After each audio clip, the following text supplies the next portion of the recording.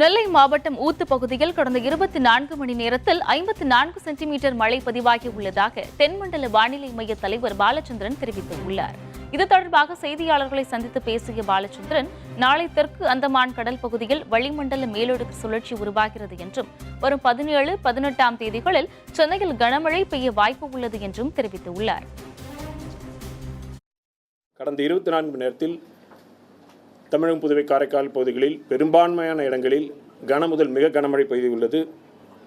29 இடங்களில் அதி கனமழையும், 81 இடங்களில் மிக கனமழையும், 168 இடங்களில் கனமழையும் பதிவாகியுள்ளது. அதிகபட்சமாக நெல்லை மாவட்டம் ஊத்து பகுதியில் 54 சென்டிமீட்டர் மழை பதிவாகியுள்ளது. நாளை தெற்கு அந்தமான் கடல் பகுதியில் வளிமண்டல மேலடுக்கு சுழற்சி உருவாகக்கூடும்.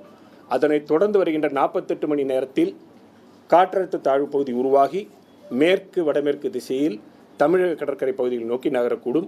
இதன் காரணமாக 17, 18 தேதிகளில் வட கடலோர மாவட்டங்களில் கனமழைக்கான வாய்ப்பு உள்ளது.